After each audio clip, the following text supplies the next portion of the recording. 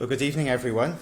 We're going to be looking this evening at Daniel chapter 2, which is a very well-known chapter to Christadelphians, a very famous chapter that's often traditionally spoken about in meetings where we preach to people about what we believe and about the truth. And the reason Daniel chapter 2 is so important is because it provides for us a wonderful example of prophecy. And when we're talking about prophecy, we're not just talking about things that are going to happen in the earth. It's not just telling the future. It's telling us that God is in control of the future, that God will bring to pass certain things upon this earth according to his purpose, ultimately bringing to pass his kingdom. So just before I go any further, perhaps I should tell you that this presentation has been prepared originally as a seminar. Okay, so I do have some questions which I will ask you. You're very welcome to answer, but you don't have to. I certainly won't be pointing fingers at anyone expecting an answer.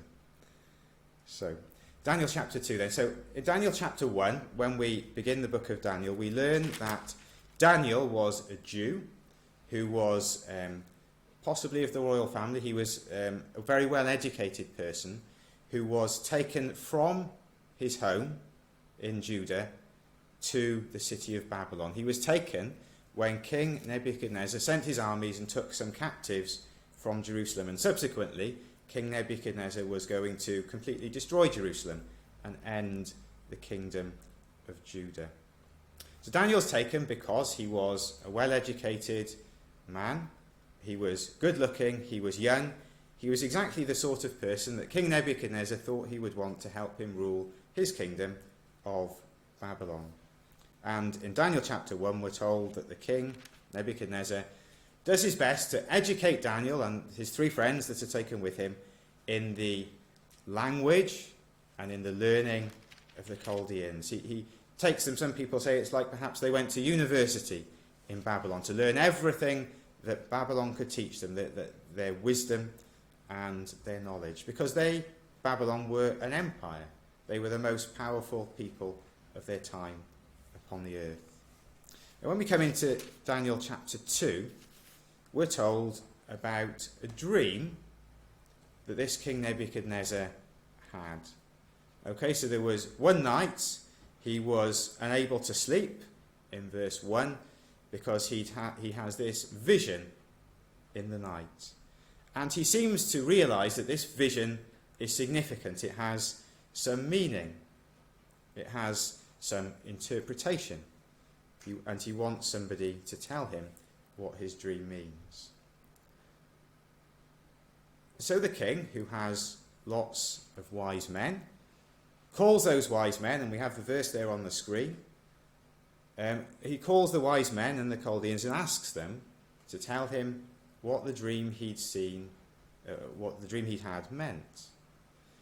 But he was quite astute, the king, because he knew that these wise men perhaps weren't always the most genuine people, and he wanted to make sure they were giving him a true and real answer. So to test them, he also asks them to tell him what his dream was. So if we try and imagine that this king has had a dream, and he calls all his wise men, and he says, I want to know what my dream means. And they say to him, tell us your dream, O king, and we will give you the interpretation. And he's shrewd enough to say, no. First of all, you tell me what the dream was, and then give me the interpretation. And then he would know that their wisdom was good wisdom, and they were telling him the truth, because they were telling him also what the dream was. It's highly unlikely that Nebuchadnezzar had forgotten what the dream was. This was a test for his wise men. So there's the verse. The king answered and says to the Chaldeans, when they say, tell us the dream, the thing is gone from me.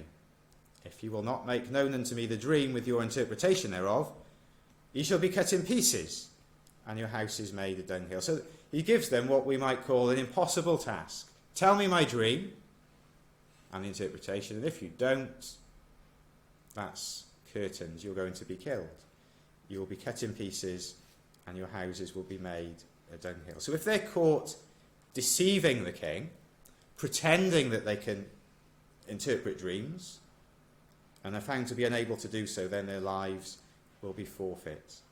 And the best chance they have is to try to convince Nebuchadnezzar of his unreasonableness in his request, because they knew they couldn't be successful. Chapter 2 also tells us that when the king went to bed and was sleepless, there was something that was worrying him, and that was what was going to happen to his kingdom after him. So Nebuchadnezzar was a very proud king, but even he wasn't so proud that he thought he wasn't going eventually to die. He knew that he would, and he wondered that after him, what would happen to his kingdom. So he's supposedly forgotten the dream, and he's going to test his wise men. Didn't only have to tell him the meaning of the dream, but also tell him what the dream was. So we come to a question: where is true wisdom to be found? So Nebuchadnezzar has turned to his wise men, the Chaldeans and the soothsayers and the magicians, who he thinks are the wisest people in his kingdom, and he asks them what the dream meant. The magicians, the astrologers, and the sorcerers. And he says to them, they say to him, well, tell us the dream and we'll tell you. And they say it again in verse 7, let the king tell his servants the dream. And by the time we get to verses 10 and 11 of this chapter, when they realise they're not going to convince Nebuchadnezzar to change his mind, they say, well, no man can do this. You're asking something completely unreasonable, Nebuchadnezzar. Nobody's got this wisdom. Only the gods can reveal such wisdom. So the wise men, so-called, of Babylon have failed. True wisdom is to be found in Daniel, because Daniel was a Jew who trusted in God. And true wisdom comes from God. And he's not been with the initial cohort of wise men called before the king, and he is then taken by one of the king's servants and told that he's going to be killed because he's a man, and all the wise men have failed to help the king, so they all need to be killed. And he says, well, why is the king so hasty? Give me time, and I will tell the king what he wants. I will tell him his dream, and I will tell him the interpretation, if my God reveals it to me. So in verse 16 of Daniel chapter 2, he makes this petition to the king to give him some time. And then in verse 17, he goes with his three friends to pray to their gods. Not one of the gods of the Babylonians, not one of their idols, but the God of the Jews, the God who made heaven and earth. And verse 19 tells us that God revealed the dream to Daniel. Then was the secret revealed to Daniel in a night vision, and Daniel blessed, he thanked the God of heaven. So God tells Daniel and his three friends what this dream of the king was. And just in the context of what we've said so far, just look at verse 23 of Daniel 2. I thank thee and praise thee, O God of my fathers, who has given me wisdom and might, and has made known unto me now what we desired of thee. For thou hast now made known unto us the king's matter. And so Daniel isn't saying that I am a wise man, I know all these things, I can tell dreams. He's saying that the wisdom comes from God. So we can see a contrast between the wise men of Babylon, who can't answer the king, and Daniel, who is wise, but only because God has given him this wisdom. And he makes this clear to the king in verse 30, that this thing hasn't been revealed to him because of his wisdom, but it's been revealed to him by God. So he doesn't say to the king how wonderful he is. He admits that God has shown him this wisdom. And so there's a lesson to us here, isn't there? That the wisdom of people, the wisdom of man is nothing compared to the wisdom of God. People's wisdom, man's wisdom, cannot save. But God's wisdom, which he does reveal to mankind in the Bible, that wisdom can save. It saved the life of Daniel and his three friends and all the other false wise men of Babylon. So what was the dream that the king saw? Well, Daniel begins in verse 31 to tell the king that thou, king, O sawest, and behold, a great image. This great image, whose brightness was excellent, stood before thee, and the form thereof was terrible. And some people think that what Nebuchadnezzar saw was a vision of himself, a statue of himself. We don't know if that's true. And if it was himself, perhaps, I don't know why he was so afraid of it. But he was very afraid of what he saw in this dream. So we've, on the screen there, represented what the king saw in his dream. It was an image, an idol, made of different metals. The head was made of gold. The chest and the arms were made of silver. The belly and the thighs were made of bronze or brass. The legs were made of iron, and the feet part of iron and part of clay. And then at the end of the dream, a stone comes and hits this statue on its feet. This stone, which is described as being cut out of a mountain without hands, the stone topples the image, grinds the image to powder, and the powder is blown away. So there's the dream. So Daniel says, this was the dream that you saw. An image made of these different metals that's destroyed by a stone that's cut out of the mountain without hands. And this stone, at the very end of the dream, grows to become a great mountain which fills the whole earth. And I suppose if we'd had that dream and for whatever reason decided it was significant, we might say, well, what does it mean? A metal man who gets destroyed by a stone and then grows, the stone grows and fills the whole earth. What on earth is that all about?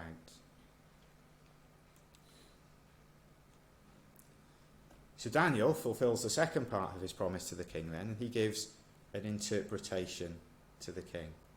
So he says, this is the dream, and we will tell the interpretation thereof before the king. And what we find in this dream of the image that Nebuchadnezzar saw is 2,500 years of history ahead of Daniel, outlined in advance. So from the time of Daniel, about 600 years before the time of Jesus, he's going to outline 2,500 years of history ahead of Nebuchadnezzar. So remember what Nebuchadnezzar was worried about? What's going to happen to my kingdom after I die? What shall be hereafter is how it's described in verse 29. Daniel says to him, you were worried about what's going to come to pass hereafter. What's going to come to pass after this time, after your time, after the time of your rule. And so the context of this dream is that Nebuchadnezzar was worried about his kingdom, and the dream is about his kingdom and what's going to happen to his kingdom and what's going to happen after his kingdom and after and after and after his kingdom. And the context, I would suggest to you, is those empires that have dominion over God's people, Israel in particular. Now, right, I did say I had some questions. So in this image, I think there's a couple of trends, a couple of patterns. So I don't know if anyone can see a trend in the value of the different metals that we have in the image. So can anyone see a trend there?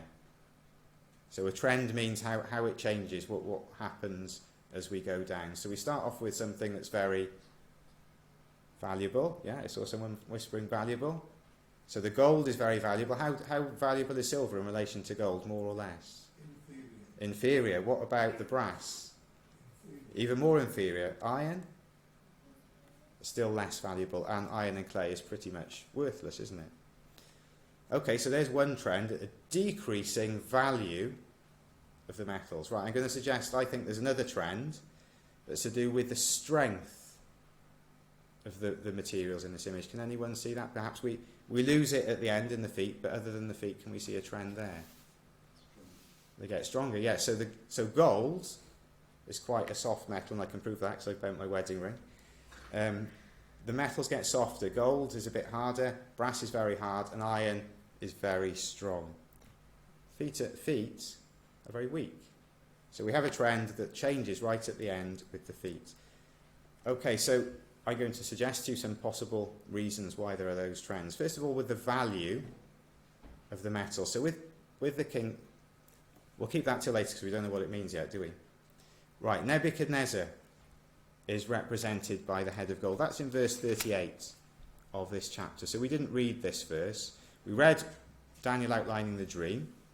But when we come to verse 38, Daniel tells Nebuchadnezzar at the end of the verse, you are the head of gold. So Nebuchadnezzar, the king of Babylon, is the head of gold. And Nebuchadnezzar, as representative of the kingdom of Babylon, the head therefore represents not just Nebuchadnezzar himself as the king, but we would suggest the kingdom of Babylon with Nebuchadnezzar as its king. Okay, then he says in verse 39, after thee shall arise another kingdom inferior to thee. I think Uncle John at the back mentioned the word inferior when we were discussing the value of the metals.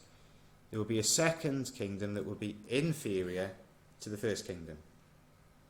And then there would be a third kingdom, he says in verse 39, a third kingdom which would be of brass and would bear rule over all the earth. So the particular thing about that third kingdom was it was to be expansive. It was to bear rule over all the earth. And then there would be a fourth kingdom in verse 40. The quality of that kingdom was that it was going to be strong. As strong as iron, that breaks other things in pieces and subdues things. It would break in pieces and bruise. And then at the very end, in verses 41 and 42, Daniel says that this is talking about a time when the kingdoms will be divided.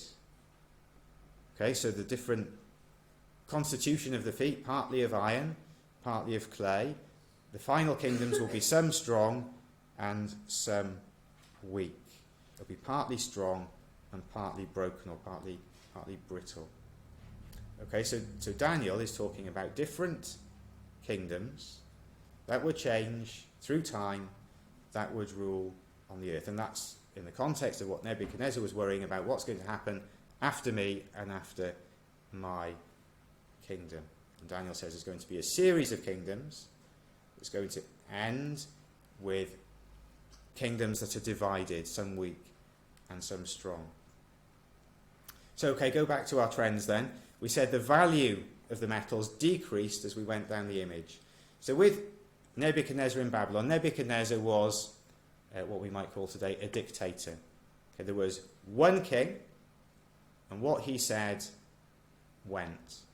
So if he said that the wise men of Babylon were going to be killed, then they were to be killed. Nobody questioned the king. What the king said went. As we go down through these different kingdoms, we find a series of kingdoms where that strength of word and purpose becomes more diluted. Okay, so we're not saying that Nebuchadnezzar was good at this time, but we're saying that he was powerful in his rule because he didn't have to ask anyone else. As we look through these kingdoms, that rulership becomes more spread through the people, ending with the feet, where it's almost as if the people rule the kings, which we'll come on to later. There's also an increasing strength of the metal, so that was particularly brought out with the iron. The thing it emphasises there, it was strong. So the kingdoms get stronger in terms of their military power and their power over, I would suggest, the people of Israel. So we've got some maps that show us the area which these different kingdoms covered through history. Okay, so we identified... Did we identify? No, we didn't. Okay, so we're going to have to look at some world maps that tell us about the area which different kingdoms of the earth covered, and we'll see what the names of those kingdoms were. So the Babylonian kingdom was the first one. We know that was the head of gold because Daniel tells us in verse 38 that the head gold represented King Nebuchadnezzar and his kingdom of Babylon. And there's a map that shows us the area that the kingdom of Babylon covered. So we've got, in modern terms, we've got Israel, Jordan, Syria, Lebanon, a bit of Turkey, Iraq, and into Iran. Okay? That kingdom only lasted for a time, and it was defeated by the Persian Empire, or the Medes and the Persians, who ruled together, two powers ruling together, the dilution of the power. And we can perhaps see that empire is much bigger. It spreads right across to India in the east. It's a huge empire. That was the empire that followed the kingdom of Babylon. That they defeated Babylon sometime after Daniel, and they were the people who ruled the civilized world in their time. But the Medo-Persian Empire didn't last forever. It was succeeded by the Greek Empire. And we might have heard of someone called Alexander the Great. He was certainly he was the leader of that kingdom, that empire at the time when it became a world empire. And he rapidly expanded the area which that empire covered. And we note there, don't we, that verse 39, we looked at it, didn't we? It said, the third kingdom would bear rule over all the earth. It would spread, it would expand. And that's exactly what Alexander the Great did. He rapidly, in a very few years, expanded the empire of the Greeks. And then we have the fourth kingdom, represented by the iron, the Roman Empire, a kingdom that surrounds the Mediterranean Sea. That was the kingdom, or the empire, which absorbed the Greek Empire, which had broken up into little bits. And they eventually become part of the Roman Empire. So I'm just going to go back to the first map and ask you another question. And the question is, as we go through the maps, which area of land do all of the empires cover? Okay, so that it changes as we go through. So which area of land do all of the empires cover? So there's the first one, there's Babylon. Okay, so there's Persia. So pretty much the same area as Babylon, but a lot bigger. Okay, the Greek Empire, I suppose similar again. It spreads a little bit further west into Europe and North Africa. Okay, the fourth one, so we get quite a change here where the whole kingdom moves westwards. Did anybody notice which area of land all of the kingdoms covered? Yeah, so it's the land today that we would call Israel. So sometimes people ask us, they say, well, that's okay, that Daniel prophesied up until the Roman Empire, but what about the empires that came after Rome, the British Empire?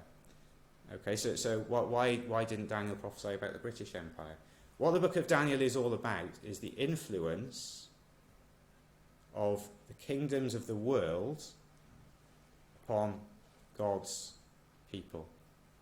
And I'm going to suggest to you that it's to do with the influence of the kingdoms of the world on God's people when they are not a kingdom. Okay, because it starts with King Nebuchadnezzar, king of Babylon, and we said earlier, didn't we? He destroyed Jerusalem. He took away the last king of Judah. And so the vision begins when the kingdom of Israel ends and the land and the people of the Jews are dominated by other kingdoms. Okay? Right. So I think all of those kingdoms, they all cover the land that we today call Israel and the city of Jerusalem. Right, so what happens next? Let's all come up at once. What happens next in the vision? Well, in time, and we perhaps, I don't know what other people think of this, in my thinking here, the Roman Empire is at the time when the people of the Jews are dispersed finally from their land, isn't it? So after the Roman Empire, there are no Jews in the land of Israel. And I think this is why we jump in time from the iron to the feet, because we jump in time from when the Jews are thrown out of their land, the legs of iron, till when they are back in their land, the time of the feet. So when did Israel come back into their land? Anybody know the date? When the Jews established their state? Less than 100 years ago. 1948, yeah, it was. 1948, the establishment of the State of Israel. And at the same time as the nation of Israel was being established, there were many states and kingdoms in the world developing. So in the present generation, the present time, the last 100 years or so, there have never been so many peoples and powers in the world. So this should have come up one at a time. So I was going to ask you how many countries you thought were in the world. So I don't really need to ask you that if you've looked at the screen. In 2019, so we're a few months out of date here, there were 195 countries in the world. So we'll assume that's still correct today. I don't know that that's any different. Some of those countries are rich, and some are poor. Some are strong, they have big armies and air forces and navies, and some are weak.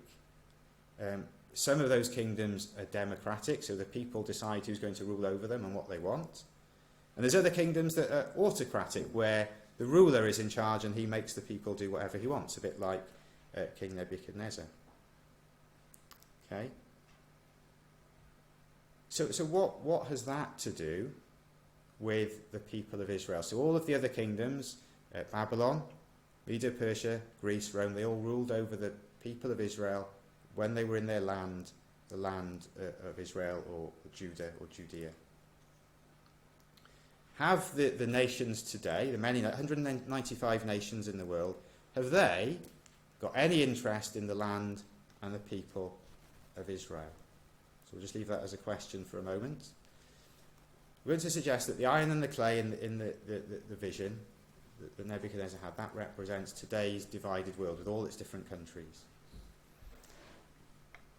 Okay, so there's an organisation in the world that represents the different countries of the world. That's a very vague question. Does anybody know what that organisation is called?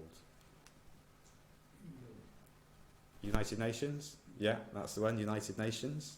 Oh, did you say Europe? I said you know. Oh, I know. Okay, United Nations, okay. So there's an organisation in the world called the United Nations that represents many countries in the world. So that organisation meets together. It's based in New York. It meets together to discuss different problems in the world, the environment, problems of health, of children. It sets standards. It helps to keep peace when there's war. They send people to help keep the peace. And it's called the United Nations because supposedly all these nations are working together for everyone's good. Right, okay. In the United Nations, so in the world, there are 195 countries, if we're still up to date in 2020. How many of those countries do you think are represented in the United Nations? You might be guessing. Any guesses? 32. Way under. Any more guesses? 150. We're still way under. Okay. The United Nations represents 193 of the 195 countries in the world. That's difficult to believe, isn't it? Okay, so Iraq, and Iran, North Korea, all these countries that we think, they're not working together with everyone else, they're all represented on the United Nations. They all have a representative who goes to meet at the United Nations. So your maths doesn't have to be very good to work out that if there are 195 countries in the world and 193 are represented on the United Nations, how many are not? Well, there's 2. Anyone want to guess which 2 countries they are? Or 2 states? So one's probably quite an easy guess. Israel and Palestine. Right, not quite. Israel is correct. The other one is the Holy See. So yeah, the Vatican City, not represented on the United Nations. Palestine, I think, is in there. Okay, so the United Nations represents every country of the world, apart from Israel and the Vatican City, which is the centre of the Roman Catholic Church. Okay, does the United Nations have an interest in what happens in the land of Israel and to the people of Israel? Well, the answer to that, you're nodding, I can see nods. The answer to that is yes. Okay, so another interesting fact for you. Again, we might be slightly out of date here by a few months. The United Nations Security Council, so this is the part of the United Nations that deals with keeping countries safe and trying to stop wars and trying to get everyone to work together. So the Security Council has made 175 resolutions. So that means they've made 175 rulings that say how the different countries in the world should behave. And like when I tell my children they should behave and get on with each other, basically that's what they do to other countries, okay? So of those resolutions, 74 are neutral, so they're not to do with being against one country or for one country, okay? So we can cross out 74 of those as not being for or against anyone. 4 resolutions are against the perceived interests of an Arab state or an Arab body. So in relation to the Arabs who are against the Jews, 4 resolutions of the United Nations against them. Okay? 97 resolutions they've made against Israel. So of their 175, of which 74 were neutral, which leaves 101, 97 are against Israel, and the other 4 relate to Palestine. Okay, so the United Nations certainly it chooses to have an interest in what happens in the land of Israel and the land of Palestine, so-called. It's worth turning up this verse, I think, the bottom one on the screen, Zechariah chapter 14 and verse 2.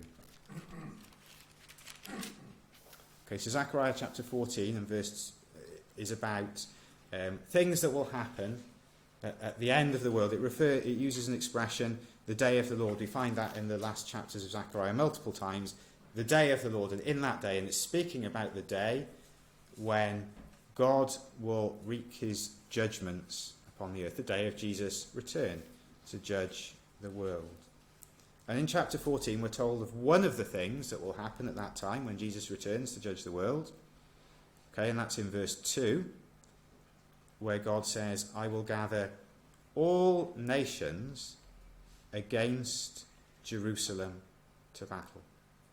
And the city shall be taken, and the houses rifled, the women ravished, and half the city shall go forth into captivity, and the residue of the people shall not be cut off from the city. And it goes on to say how God will defeat those armies that gather against Jerusalem. Okay, so just note those words again. Which nations is God going to gather? All nations. All nations against Jerusalem.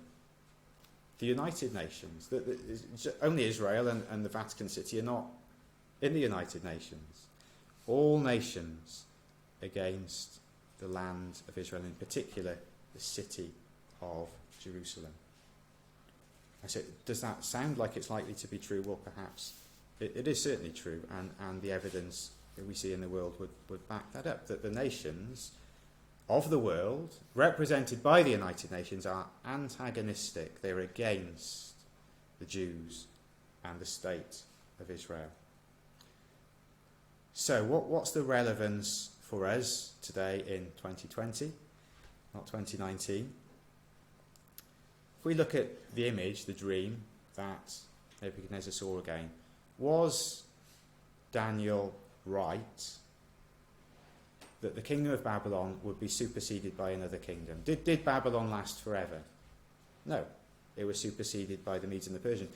Nebuchadnezzar thought his kingdom should last forever, and in the subsequent chapter in Daniel, we won't look at it today, but he makes a new image which was all of gold, because he was basically saying, I think my kingdom of Babylon should last forever, even after I'm dead. But that wasn't the case. So Daniel was right.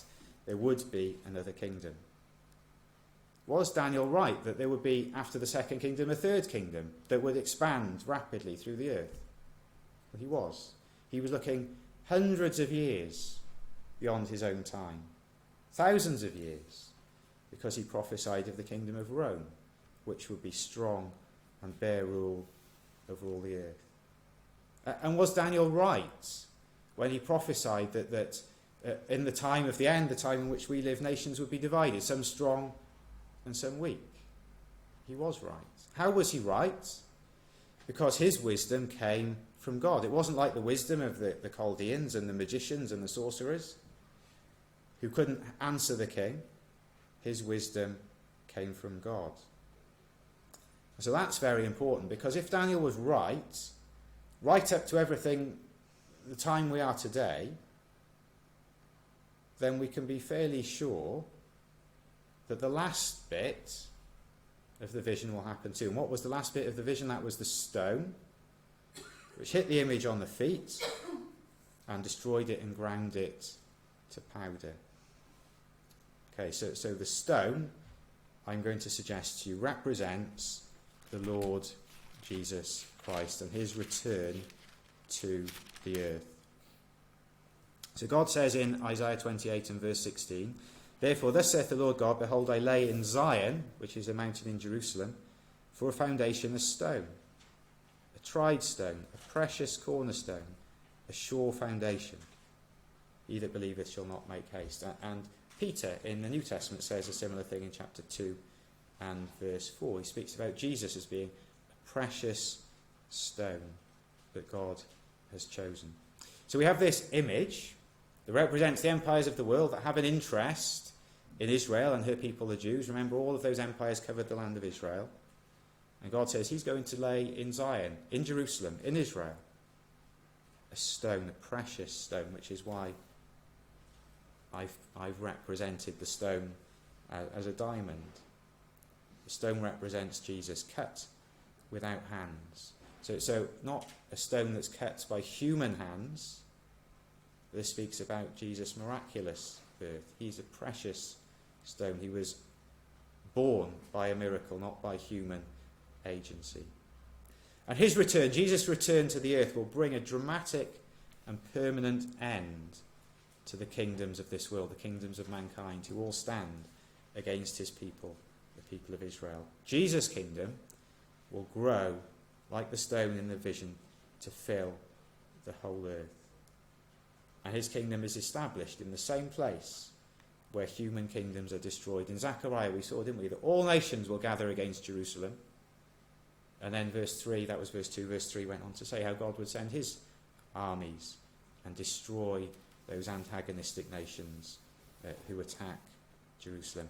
And Jesus' kingdom will be established in that very same place, in Zion, in Jerusalem. And this is perhaps the most important point that Daniel finishes with as he speaks to the king in Daniel 2. He says, the dream is certain and the interpretation sure. So he's not saying, this is my idea of what might happen, or some of this might happen. He's saying to the king that this dream, God, the God who is the God of heaven, the Most High God, he's revealed this to me. God has shown me what's going to happen. The dream is certain and the interpretation sure. And that means we can be certain and we can be sure that Jesus will return to the earth to set up God's kingdom.